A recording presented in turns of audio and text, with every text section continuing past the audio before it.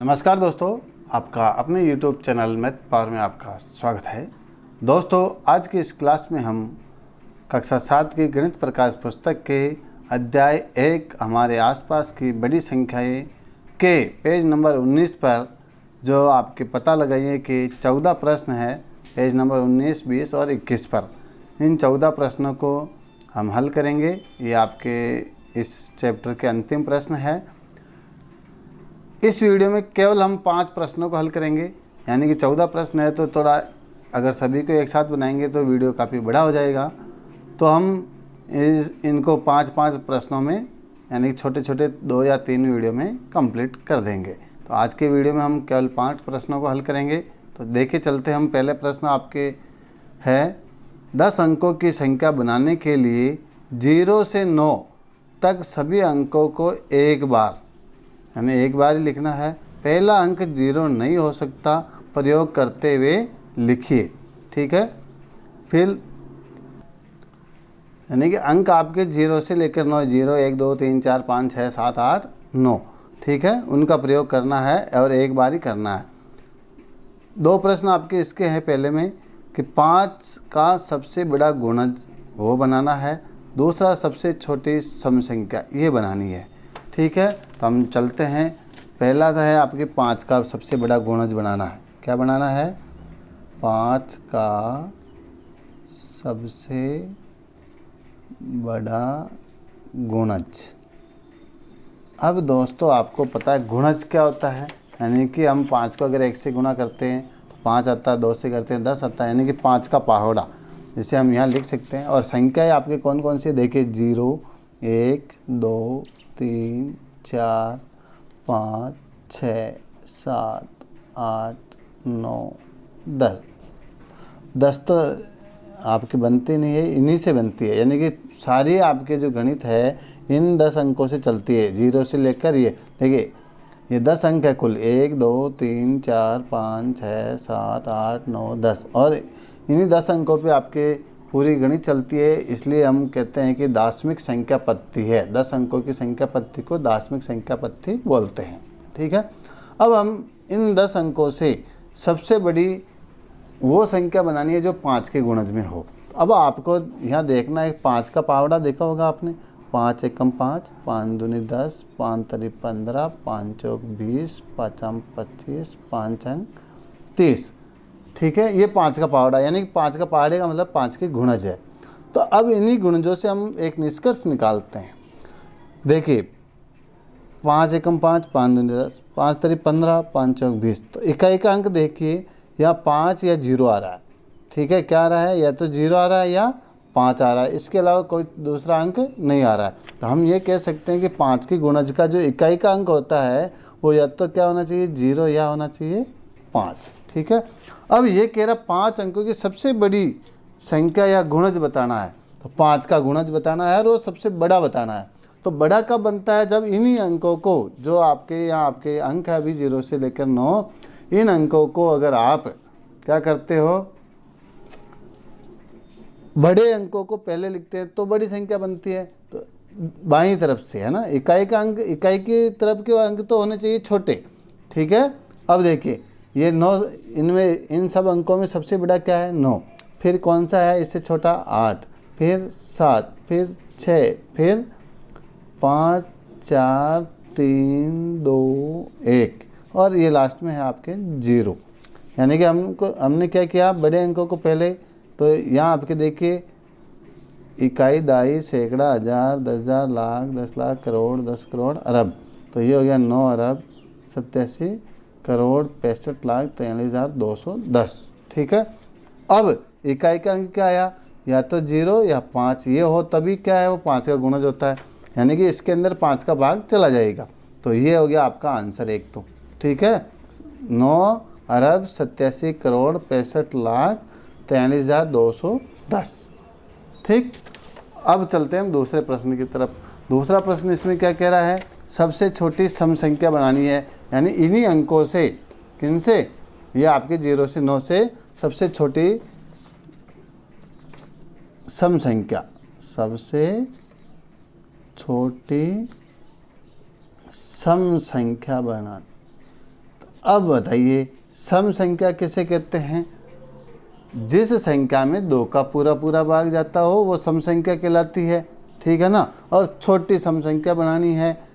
तो अब देखिए दोस्तों, सम संख्या का जो नियम होता है वो क्या होता है, इकाई का अंक क्या होना चाहिए, या तो 0 हो या 2, 4, 6, 8। इनमें से अगर कोई अंक इकाई के स्थान पर हो तो वो सम संख्या कहलाती है। क्या कहलाती है? सम संख्या। पर ये कह रहा कि शर्त क्या है कि पहला अंक 0 नहीं हो सकता। छोटी बनानी है ना, तो छोटी संख्या बनाने के लिए हम छोटे अंकों को पहले लेते हैं ना। क्या लेते हैं? पहले लेते हैं। तो अब देखिए यहाँ सबसे छोटा अंक तो वैसे 0 है, लेकिन 0 को हम पहले अंक स्थान पर नहीं ले सकते, तो हम लेंगे फिर 1 को, ये 1। फिर आप 0 को ले सकते हो, 0। फिर 2, 3, 4, 5, 6, 7, 8। अब यहाँ देखिए, यहाँ 8 लूँगा, लास्ट में 9 लूँगा, तो आपकी क्या हो जाएगा, ये सम नहीं रहेगी। तो हम 8 को ले लेते हैं पीछे की तरफ और 9 को ले लेते हैं आगे की तरफ, ठीक है। ये हो जाएगा 9 और ये हो गया 8। और देखिए सबसे छोटी बन रही कि नहीं बन रही, देखिए यहाँ से इकाई, दहाई, सैकड़ा, हज़ार, 10,000, लाख, 10 लाख, करोड़, 10 करोड़, अरब, 1 अरब 2 करोड़ 34 लाख 56,798, ठीक है। ये बन गई। इकाई का अंक क्या आया, इनमें से आ गया। इसका मतलब क्या है, ये सम संख्या है। सबसे छोटी क्यों है, क्योंकि यहाँ जो पहला अंक है वो सबसे छोटा है, फिर बढ़ते हुए क्रम में है, ठीक है। तो ये ध्यान रखना। तो ये आपके हो गई। तो ये पहले के दोनों प्रश्न आपके हो गए, पहले प्रश्न के दोनों। अब चलते हैं हम दूसरे प्रश्न के। दूसरा प्रश्न आपके संख्या 10,30,285। शब्दों में लिखते हैं इसे 10,30,285 है, जिसमें 14 अक्षर है। 7 अंकों की ऐसी संख्या का नाम लिखिए जिसमें अक्षरों की संख्या अधिकतम हो, यानी ज़्यादा से ज़्यादा हो। अब देखिए दोस्तों, समझना इस बात को, ये जो शब्दों में लिखे हुए इनके अंकों अक्षरों को गिनो। 1, 2, 3, 4, 5, 6, 7, 8, 9, 10, 11, 12, 13, 14। यानी कि जब इस संख्या को हम शब्दों में लिखते हैं तो उसके जो अंक है 10,30,285 के 14 अक्षर है। कितने अक्षर है? 14। अब ये कह रहा 7 अंकों की लिखनी है। ये भी कितने अंकों की थी, देखिए 1, 2, 3, 4, 5, 6, 7 अंकों की। अब हमें 7 अंकों की लिखनी है, लेकिन वो कह रहा अक्षरों की संख्या अधिकतम हो, यानी कि ज़्यादा से ज़्यादा हो। तो एक बात आप देखिए दोस्तों, अधिकतम, देखिए अधिकतम हम कैसे लिख सकते हैं। देखिए 1 को हम 1 लिखते हैं, 2 को 2 लिखते हैं, 3 को 3 लिखते हैं, 4 को 4 लिखते हैं, 5, 6, 7, 8 और 9, ठीक है। फिर ऐसे 10, 11 ऐसे आती है ना। तो अब देखिए 1 में 2 अक्षर है। कितने अक्षर है? 2। 2 में कितने? 1। 3 में कितने हैं? 2। 4 में कितने हैं? 2। 5 में कितने हैं? 2। 6 में 1। 7 में 2। इस प्रकार अगर हम पूरी गिनती को लिखते हैं 100 तक, तो हमें क्या है, एक देखिए 71 वाली लाइन में देखिए, एक तो आता है 77, ठीक है, एक आता है 78। ये दो थोड़े इनके अक्षर जो है बड़े आते हैं, तो इसे लिखते हैं 77, 77, ठीक है, 77। इसको लिखते हैं 78, 78, ठीक है। तो या तो हम इसको लिख सकते हैं या इसको। अब 77 में है 77, इसको हम अलग अलग लिखते हैं, ये आधा आधा है, 77, 77 है ना। ये तो ये आधा आधा 1 2 3 4 5 6 अक्षर हो गए। इसमें कितने हो गए? 6 अक्षर, ठीक है।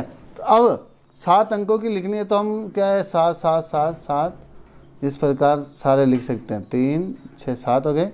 अब देखिए ये हो गया 77,77,777,777, ठीक है। 78 वाले को लिखते हैं तो 78,00,000 78,800, 900, 700, 778 भी कर सकते हैं ना, 778, ये भी दोनों को कर सकते हैं आराम से, कोई दिक्कत नहीं है। अब इसको अगर मैं शब्दों में लिखता हूँ 77,000 को, तो ऐसे लिखूँगा 77 लाख, फिर 77,777, ठीक है, इस प्रकार।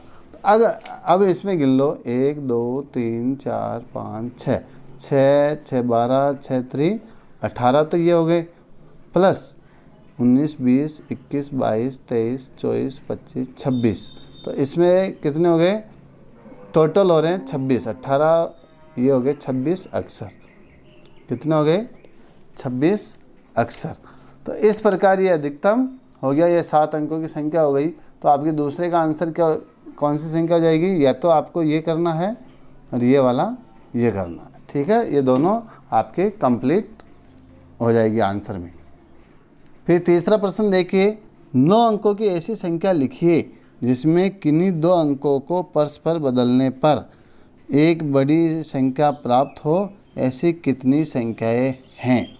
यानी 9 अंकों की एक ऐसी संख्या लिखनी है जिसमें किन्हीं 2 अंकों को परस्पर आपस में बदल दे तो एक बड़ी संख्या प्राप्त हो, ऐसी कितनी संख्याएं हो सकती है।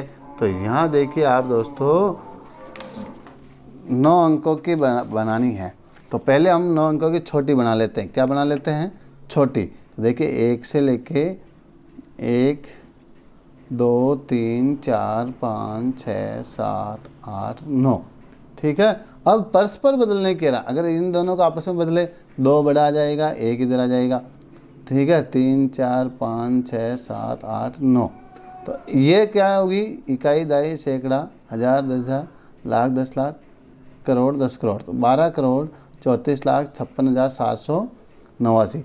इसे चेंज करते हैं इन दोनों को आपस में, तो ये हो रही है 21,34,56,789। आप चाहो तो फर्स्ट और लास्ट को चेंज कर सकते हो, तो फर्स्ट और लास्ट को करते हैं तो ये 9 पहले आ जाएगा और 1 उधर आ जाएगा, बाकी के 2 3 4 5 6 7 8 ये आ जाएगा 1।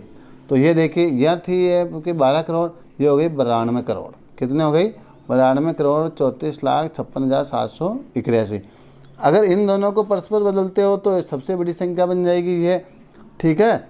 और आपस में इन अक्षरों को भी चेंज करते हो आप, जैसे 3 की जगह 4, 4 को 3 की जगह, ठीक है, तो भी आपके बड़ी संख्या ही प्राप्त होगी।